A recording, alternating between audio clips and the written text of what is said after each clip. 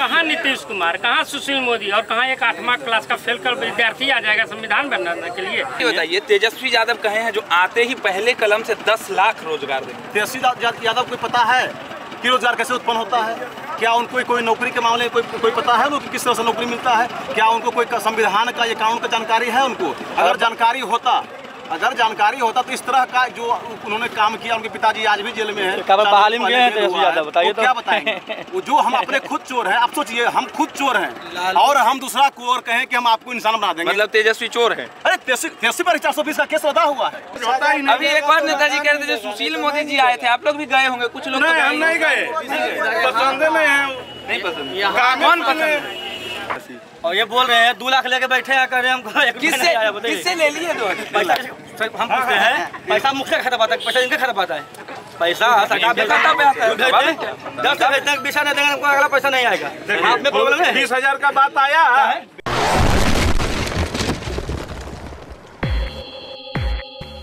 नमस्कार, इस वक्त हम खड़े हैं नवादा जिले के वारसलीगंज विधानसभा सीट पे। कहा जाता है जो ये सीट 2 बाहुबलियों के बीच का टक्कर है, इस बार वो भी कांटे का मुकाबला है। इस वक्त जहां हम खड़े हैं उस गांव में अभी बिहार के उप मुख्यमंत्री सुशील कुमार मोदी जी आए थे और रैली अभी खत्म हुई है। बहुत सारे नेताजी यहाँ पे खड़े हैं। आज वारसलीगंज विधानसभा में हम जानेंगे जो यहाँ का माहौल कितना टाइट है। बीजेपी से हैं तो इस बार कैसा माहौल है बीजेपी का आपका? अच्छा तो लग रहा है, बढ़िया है। तो अरुणा देवी इस बार भारी मतों से जीतेंगी? भारी मतों हल्का मतों नहीं कर सकते, लेकिन जीतेंगे। Seizing leading position. अच्छा है, लेकिन 2 टक्कर है यहाँ पे। टक्कर का मुकाबला माना जा रहा है, जैसा हम लोगों को पता चला है जो यहाँ पे टक्कर का मुकाबला है।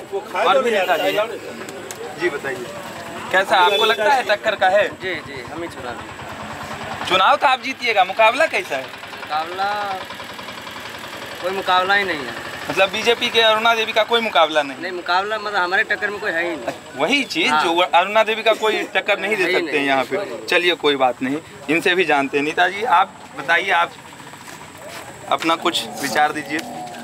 भारतीय जनता पार्टी जो है भारी मतों से विजय प्राप्त करेंगे जी, और हमारे क्षेत्र में कोई टक्कर के लोग हैं ही नहीं। ठीक, आपका नाम क्या हुआ सर? जितेंद्र कुमार पासवान। आप बीजेपी में किसी पद पर हैं? जिला कोषाध्यक्ष। अच्छा, जिला कोषाध्यक्ष हैं नवादा के। चलिए, तो ये जिला कोषाध्यक्ष हैं, इनका कहना है जो कोई भी टक्कर नहीं है। और भी है भाई साहब, इधर थोड़ा सा इधर से आप चाय पी रहे हैं, इनको तकलीफ नहीं होनी चाहिए। जी बताइए, कैसा माहौल टाइट है बीजेपी का? माहौल तो इतना बेहतर है कि कह नहीं सकते। कोई चुनाव मैदान में है ही नहीं, सिर्फ भाजपा, सिर्फ कमल, सिर्फ हमारा प्रत्याशी अरुणा देवी एकदम। और क्या चाहिए जनता के? तो हमारे अभियान थे, माननीय उप मुख्यमंत्री पूछ रहे थे क्या दिक्कत है जी, कहीं कुछ आवाज़ नहीं आ रहा। बिजली हमने दिया, पानी हमने दिया, 7 निश्चय का योजना हमने विकास के रूप में रखा। आज वे देख रहे हैं सड़क चक एकदम से एनडीए का देन है और भाजपा प्रत्याशी का देन है। आगे बढ़िएगा भैया, इससे आगे एक पुल बना है, नया पुल है जो ओवरब्रिज का काम कर रहा है और वारसलीगंज बाजार आज जाम से मुक्त है। अरुणा देवी का देन है और भारतीय जनता पार्टी का देन है। एक चीज़ जान लीजिए, विकास की परिभाषा अगर कहीं है तो भारतीय जनता पार्टी और एनडीए सरकार की है। नल जल योजना बना दिया है नीतीश कुमार जी। एक जगह देखा जो नल में न पानी है, आदमी तो बोला जो 1 लोटा पानी नहीं आया। जी नहीं सर, ऐसा नहीं है। अगर कहीं है, एक चीज़ देखिए, पानी भी है, नल जल योजना का लाभ भी ले रहा है। एक चीज़ जानिए, गर्मी का मौसम है और नल जल योजना अगर नहीं रहता, नीतीश कुमार जी अगर नहीं उसको लागू करते, तो आज जितने दलित महादलित टोला हैं जो पहले गर्मी से लू से न मरते थे, एगो सर्वे करवा लीजिए कहीं हॉस्पिटल में नहीं है। वही जल नल का देन है, वही जल। वो एकागो कहीं हो सकता है तो उसमें कहीं कहीं कुछ त्रुटि होगा, कहीं पानी नहीं आ रहा है, कहीं कुछ नहीं होगा, वो सारा चीज है। लेकिन मास लेवल पर जल नल योजना आज कारगर साबित हुआ है, सफल हुआ है और कारगर जिंदा लोगों को रखे हुए हैं। एक चीज जान लीजिए, नीतीश कुमार जी के 7 निश्चय योजना में रोजगार है। रोजगार है, कौन सा? एक चीज जान लीजिए, अगर कोई जेई है बेरोजगार बैठा हुआ था, दिल्ली बॉम्बे जाता था, वही 10,000 5,000 में, आज उसको हमने 25,000 देने का काम किया। एक जेई जिसको कितने लोगों को नौकरी मिला है नीतीश सरकार में? एक चीज जान लीजिए, आंकड़ा अगर 2015 के पहले देखिएगा तो 96,000 लोगों को नौकरी देने का काम किया था राजद सरकार, और हमने 8,96,700 कुछ को नौकरी देने का काम किया है। जरा आंकड़ा उठा करके देख तो लीजिए। फिर बिहार का जो वो क्या कहते हैं बेरोजगारी दर है वो 50% से ऊपर कैसे? नहीं, कहाँ 50%? एका वो आंकड़ा आप हमको दिखा दीजिए, जिला बाई जिला आप आंकड़ा उठा करके देखिए। भैया विपक्ष का काम है, आप कह दे कि कुछ होबे नहीं वो किया। आरोप लगा रहे हैं आप। आरोप लगा। अगर आपको उदाहरण देखना है तो सामने बगल में देखिए, जल नल योजना का पानी गिर रहा है। तेजस्वी ज्यादा पोस्टर निकालते हैं जो 52% है बेरोजगारी। नहीं करेंगे तो कहिए कि बड़ी मुझ छोटी बात। नहीं आप नेता हैं। ना नेता एक हम तो पूछेंगे ना, आप अगर कह रहे हैं। नहीं ठीक है, एक चीज जान लीजिए, कहाँ नीतीश कुमार, कहाँ सुशील मोदी और कहाँ एक 8वां क्लास का फेल कर विद्यार्थी आ जाएगा संविधान बनाने के लिए? संविधान में कितने अनुच्छेद हैं ये पता नहीं है। लोकतंत्र तो ये नहीं कहता है जो पार्टी ही नेता बनेंगे। अच्छा एक चीज बताइए, आप जब आ गए कि लोकतंत्र जब खतरे में है तो उसको कैसे उबारिएगा? नहीं नेता, मेरा कहना है जो नेता तो मूर्ख आदमी बन सकता है ना, उसमें पढ़ने की जरूरत नहीं। ऐसा नहीं है, ऐसा है जी, ऐसा नहीं है। आप पॉलिटिकल साइंस में, भारतीय राजनीति में और आधुनिक राजनीति में तुलना कीजिए तो नेता का और राजनीति की परिभाषा वहीं से पढ़ने को मिलता है, और जो उसको नहीं पढ़ा वो शुद्ध राजनीतिकार नहीं हो सकता। नहीं सर, मैं वो नहीं कह रहा, मैं ये कह रहा हूँ हमारे लोकतंत्र में, हमारे संविधान में ये नहीं है, ये नियम नहीं है जो आप पढ़े हैं, 10वीं पढ़े हैं तभी आप बोर्ड परीक्षा देंगे, या आप रेलवे का क्लर्क का नौकरी देंगे, या राजनीति में आएंगे। इसमें योग्यता निर्धारित नहीं है। योग्यता निर्धारित, आप 8वीं पास कर दिए, तेजस्वी यादव 8वीं पास है। सर वही नीतीश कुमार जी तेजस्वी को बना दिए थे मुख्यमंत्री। योग्यता निर्धारित नहीं, आपकी बात को हमने मान लिया। संविधान के स्तर पर जो डॉक्टर कलाम अम्बेडकर जी सब करके जो गए, ये सब सारे चीज हम आपको मान लिए, लेकिन जनता एक योग्य व्यक्ति को ही चुन करके भेजने का काम करती है। ये कुछ हमारे जिलाध्यक्ष। अच्छा जिलाध्यक्ष जी, आपका नाम पहले बताइए सर। संजय कुमार मुन्ना, जिलाध्यक्ष भारतीय जनता पार्टी। आप सोचिए कि हमारी सरकार, माननीय नरेंद्र मोदी जी की सरकार जो है कहाँ तक विचार करती है। आपको ध्यान में होगा कि लाल किला पर से जब माननीय प्रधानमंत्री जी ने कहा था स्वच्छता के जब लागू किए थे तो बोले थे कि हम शौचालय निर्माण करेंगे, तो ये हमारे राहुल गांधी जी जो है मजाक उड़ाए थे कि प्रधानमंत्री जी बोलते हैं कि शौचालय बनाएंगे। उनको ये मजाक लगा, क्योंकि उनको क्या पता है कि शौचालय का कष्ट क्या होता है। आज गाँव में हमारी माताएं बहनें अंधेरा होने का इंतजार करते थे, तब वो शौच जाते थे। आज उसको भी प्रधानमंत्री जी ने ये किया, और आज 12 करोड़ लोगों के घरों में शौचालय बनवाने का काम किए। अच्छा एक चीज में शौचालय पे आप बोलिएगा, मैं एक शब्द बस जोड़ रहा हूँ। जिस शौचालय के लिए 12,000 रुपये मिलता है एक परिवार को शायद, लेकिन उसमें मिलता जो है वो 10,000 मिलता है, 2,000 का नहीं। ऐसा तो नहीं है, आप लोगों के संज्ञान में नहीं, हमारे संज्ञान में बहुत लोग नहीं, तो वो मुखिया या जो भी वो होता है वो ले जाता है 2,000। इसका समाधान सीधा आप पहले समझिए कि वो कोई मुखिया वगैरह ये सबको नहीं, अभी जो सीधा लागू। नहीं हमें ये कहा गया, जहाँ पे हम घूमते हैं ना, तो हमें ये कहा जो 12,000 आया अकाउंट में, और जिसने दिलाया वो 2,000 लेके चला। नहीं, अब प्रारंभिक आपको मालूम है कि माननीय प्रधानमंत्री जी जो है हिंदुस्तान के अंदर में 38,000 लोगों को जनधन योजना से जोड़े हैं। बिल्कुल, उनका अकाउंट खुला है। 38,000 कहाँ पे? 38 ये पूरे 38 लाख जो है, 38 लाख जो है लोगों को, 38 लाख ही नहीं 38 करोड़ है। ठीक है, पूरे हिंदुस्तान के अंदर में 38 करोड़ अकाउंट खुलाए हैं। वो अकाउंट क्यों खुला कि अब हम जो भी जनता को देंगे सुविधा वो सीधा उनके अकाउंट में देंगे। पहले आप सुनते होंगे कि मैं सवाल तो मेरा वही था। हाँ। मोदी जी ने तो अकाउंट में दे दिया। हाँ। लेकिन मुखिया 2,000 निकाल लेता। कैसे आपके अकाउंट से मुखिया कैसे निकाल लेगा? जो अब गरीब आदमी है उसके अकाउंट में आया, वो कहता है भैया हमने आपको शौचालय दिलाया, मेरा 2,000 कमीशन है। पढ़े लिखे लोगों का अकाउंट हैक करके लाखों लाख निकल जा रहा है। नहीं अकाउंट हैक करने में, मुखिया लेने में जो भैया हमने दिलाया तो नहीं, अब ऐसा नहीं है, ऐसा नहीं है। इसके लिए आपको भी ये जानना होगा कि कोई सरकार इसको परिवर्तन नहीं कर सकता। यहाँ जनता को भी जगना होगा। नहीं तो जनता अगर कहता है हम नहीं देंगे 2000 तो कहता है जो फिर नहीं दिलाएंगे तो मैं दूसरी योजना का लाभ। नहीं, ऐसा कोई बात नहीं है, ऐसा नहीं, ऐसा कुछ नहीं है। चाहे आप ये भी देखे होंगे कि 8 करोड़ लोगों को गैस का सुविधा ये मिला, उज्ज्वला योजना के तहत। कहाँ उसमें दिक्कत? सीधा पता चल जाएगा कितना शौचालय लिया, कौन लिया। नेताजी के दावों में कितना दम है ये जनता बताएगी। हमको बदलाव चाहिए। किस तरह का बदलाव? जो शिक्षा, मेडिकल लाए और हेल्प करे, जहाँ भी जाए, जो भी जनता जाए, अपना जेब भरने के चक्कर। अरुणा जी ने बदलाव नहीं किया। बदलाव तो दिख रहा नहीं, नहीं दिख रहा बदलाव। दिखेगा तभी। नेताजी कह रहे थे बदलाव हुआ है। उन्हीं से जाके पूछिए, दिखने चलिए यहाँ बड़ा हॉस्पिटल है, जो बदलाव है, सड़क है, वो भी बदलाव। अच्छा, नेताजी से हमने एक चीज पूछा, जो शौचालय में 2000 रुपया ले जाता है वो तो पूरा एकदम गलत है कि सही? सही एकदम 100%। वो तो एकदम मकान में 20,000। वो तो कहते हैं सरकार अकाउंट में देती है, अकाउंट में कैसे ले जाए? सरकार अकाउंट में देती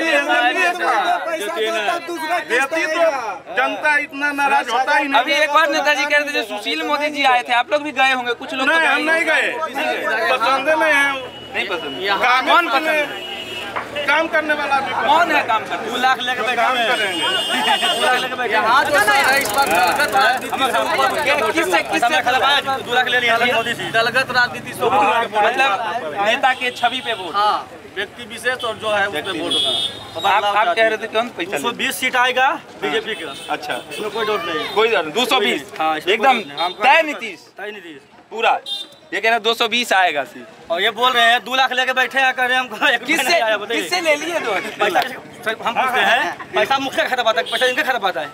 पैसा सरकार पे आता है, 10 से भेजने विषय नहीं देंगे हमको, अगला पैसा नहीं आएगा। आप में प्रॉब्लम है। 20,000 का बात आया है, 20,000 नहीं देंगे तो नहीं देगा। तो डर आपको ये इसी से पूछिए कि 20,000 नहीं, कहने का मतलब अगर शौचालय का 12,000 रुपये आपके अकाउंट में आता है, आप है ये कहते हैं जाकर के आप 2,000 दे दो, तो ये आपकी गलती है ना जो आप 2,000 दे देते हैं, आपके अकाउंट में कैसे निकालेंगे? हर एक अमीर को पैसा मिल रहा है अभी 2-3 दिन लगा। दादी कुछ कहे। दादी आप क्या कह रही हैं? हाँ बोलिए। तो झोपड़ा के पीछे अभी उप मुख्यमंत्री गए थे बिहार के। घर में रहिए हर साल 5 साल पर 6 साल तक जाइए वोट जाइए, हमने जीता दिए कुछ नहीं। सरकार ने आपको घर नहीं दिया है? चलो देख ले। नहीं दिया है? चलो अभी इंदिरा आवास नहीं मिला है? नहीं कुछ। राशन मिलता है? राशन का मिलवे करो, का झूठ के रखा। कितना मिलता है राशन? एक आदमी पे कितना राशन? 5 पेंशन मिलता है? वृद्धा पेंशन 400 मिलता है ना? घर नहीं है केवल? नहीं, घर नहीं है बेटा। तो इस बार किसको घर के लिए किसको वोट देंगे? कौन ऐसा है जो आपको घर दे दे? हमरा जो करते क्या करते करबो तो करते के जो करते से है नहीं। यानी ये है जो विकास करेगा वो वोट देगा। युवा लोग हैं, युवा कई ऐसे हैं जो एक मिनट हल्ला करेंगे तो फिर ना मैं बोल पाऊंगा ना ये लोग। ठीक है, अब युवाओं के पास चलते हैं, युवाओं से जानते हैं। आप वोट डालते हैं? कब से डालते हैं? पहले डालते हैं, पहले हुआ है मतलब नेक्स्ट बार डाले थे 15 से डाल रहे हैं। कौन 15 डाले थे उपचुनाव में? उपचुनाव वो भी हुआ है इधर कहीं? नहीं उपचुनाव में होता है। तो मतलब 2015 से डाल रहे हैं। उम्र कितना हुआ है आपका? मेरा हुआ है 25 साल। 25 साल। किस क्लास में पढ़ते हैं? पढ़ते हैं BA पार्ट 1। BA पार्ट 1 में 25 साल उम्र हो गया। बहुत स्लो पढ़ रहे हैं आप। क्या करें, मतलब पढ़ते हैं, धीरे पढ़ते हैं, कमाते भी हैं, पढ़ते भी हैं। 18 साल में लोग BA पार्ट 1 में होता है, हम लोग 18 साल में पार्ट 1 में। हम कमा के पढ़ रहे हैं ना, तो 25 साल लग गया। तो लगेगा नहीं साल लगेगा। अच्छा ठीक है, कोई बात नहीं। 1-2 साल से क्या करें। अच्छा फेल हो गए। तो जब फेल हो गए पढ़ाई में तो किस नेता से उम्मीद है आपको जो वो पास होगा विकास में? इसमें नेता क्या पास करवाएगा? नेता बस सपोर्ट करना चाहिए हम नेता को, हम लोग को। तो वही हम तो लोग आप खोजेंगे, जो डिमांड करेंगे वो मिलना चाहिए हम लोग को। तो डिमांड करेंगे वो पहले उसके लिए करना पड़ेगा ना आपको। डिमांड तो आदमी यहाँ से पैसा भी मांगता है, नेता से सुने हैं। पैसा मांगे, आदमी तो कहता है पैसा दोगे तब वोट दूंगा। पैसा क्या मांगेंगे? जो हमको जरूरत है वो मांगेंगे। पैसा भी मांगेंगे, जो हमको जरूरत रहेगा वो मांगेंगे। क्या जरूरत है अभी बताइए, आपको अभी पर्सनली क्या जरूरत? अगर किसी दिन हमारा एक्सीडेंट हो जाएगा, हमको पैसा नहीं रहेगा तो हम पैसा काहे नहीं मांगेंगे? तो पैसा मांगना गलत है ना। आप रोजगार मांगिए, रोजगार मांगिए, शिक्षा मांगिए, रोजगार मांगिए। रोजगार चीनी मिल मिलेगा। जब आते हैं नीतीश कुमार, चीनी मिल मिलेगा, चीनी मिल खुल जाएगा। चीनी मिल खुल नहीं रहा है। अभी आप कह रहे थे जो पैसा नहीं दे रहा है, ये सब मांगिए ना, जो जिससे विकास हो। पैसा पैसा मांगे हम। और भी लोग और भी लोग बस वही माहौल टाइट आप ही लोगों से पूछ रहे हैं। आप सब कुछ आप बताइए, कुछ भी बताइए। विधानसभा चुनाव है, आपके विधायक कौन होंगे? अरुणा देवी, ये भाई साहब एक मिनट, क्या आपको क्या लगता है वारसलीगंज में? वारसलीगंज में बदल जाएगा इस बार, और बदल जाएगा मतलब अरुणा देवी हार जाएंगे जी? पक्का? चलिए, इनका माहौल ये कहता है। आप क्या कहते हैं? चीनी मिल चालू चाहिए। कौन चीनी मिल चालू करवाएगा? चीनी मिल चालू कौन करवाएगा? आपको कौन लगता है चालू? अरुणा देवी। अरुणा देवी पहले कहाँ करवाए? अरुणा देवी तो विधायक थी अभी। इस बार का? अच्छा, 5 साल नहीं हुआ, इस बार होगा। सर आप कुछ कहें?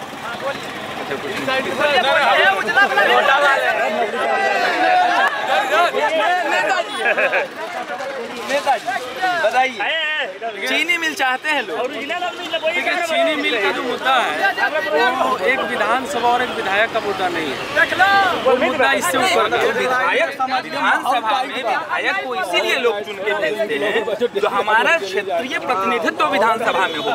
हमारा विधायक हमारे यहाँ का विकास में क्या कमी है, क्या जरूरतें हैं, वो विधानसभा में उठाएगा। विधानसभा में प्रस्ताव बनेगा, बिल बनेगा, विधेयक बनेगा, तब लागू होता है। तो उसमें तो हो सकता है ना, आपका विधायक ही तो उठाएगा। जहाँ तक आवाज़ उठाने की बात है तो हमारी विधायिका श्रीमती अरुणा देवी जो है, इससे पहले भी 3 बार विधानसभा में ये बात उठा चुके हैं। और अभी हमारे डिप्टी सीएम का कार्यक्रम हुआ था, इस मंच में भी जो है माननीय विधायिका जी ने इस मुद्दे से उनको अवगत करवाया था। और माननीय सुशील मोदी जी ने कहा है कि हम इस पर विचार करेंगे। का नाम क्या है? रोहिणी शुगर मिल जहाँ है, और ये बड़ा अच्छा चीनी मिल था। और चीनी मिल का मुद्दा एक बड़ा मुद्दा है और इस पर चर्चा होनी चाहिए।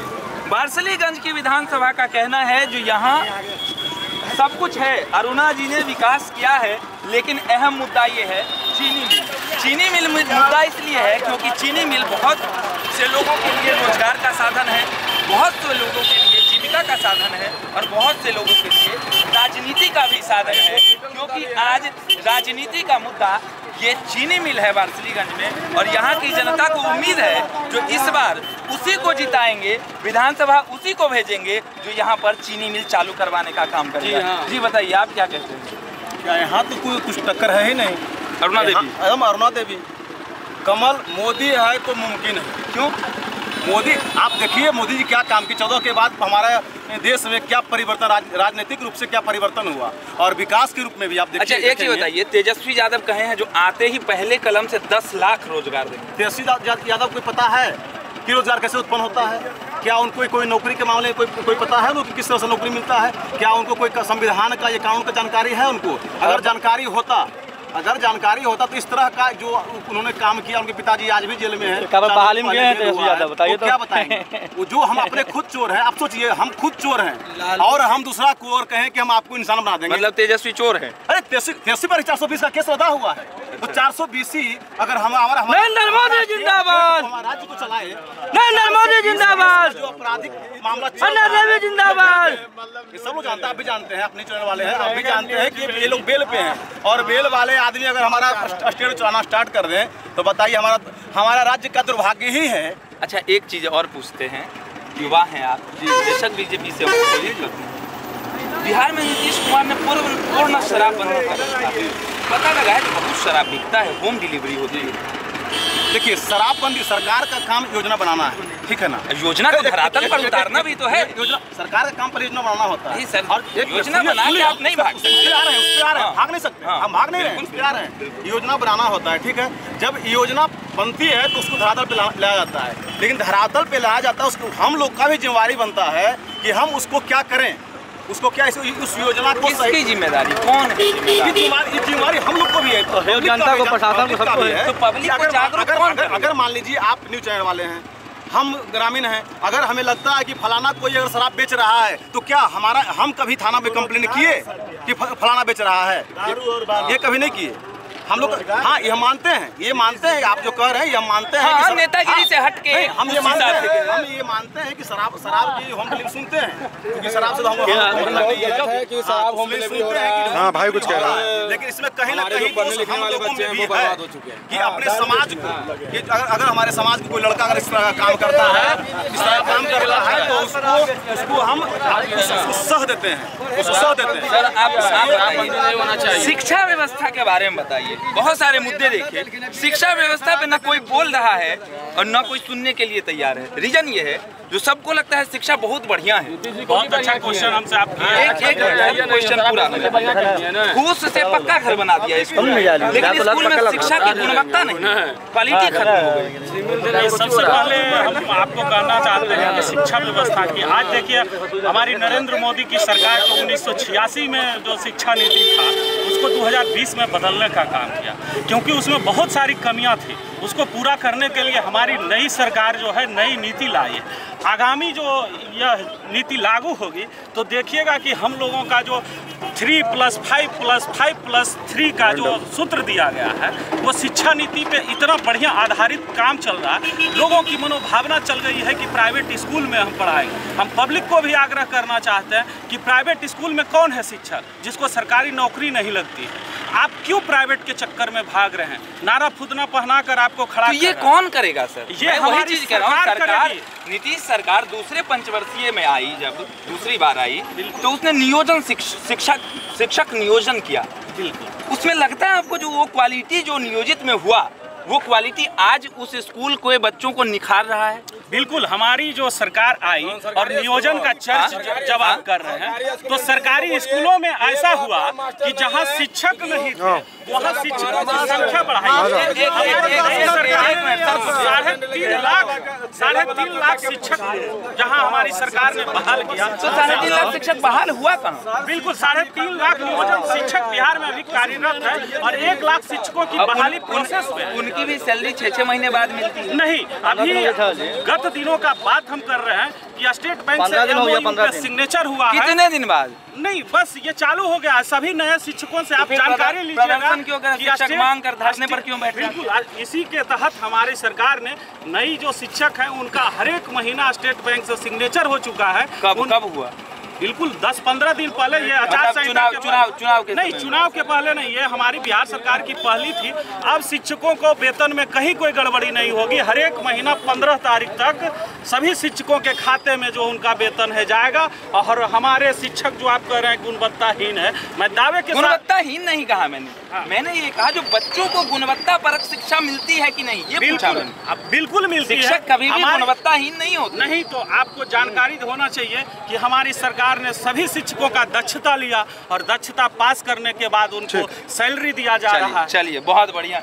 वारसलीगंज की जनता का मानना है जो इस बार यहाँ से फिर से कमल खिलेगा और फिर से यहाँ की जनता नीतीश कुमार और बीजेपी नेतृत्व में भरोसा दिलाएगी। इस वक्त इतना ही, फिर मिलेंगे किसी और विधानसभा से, किसी और गांव से।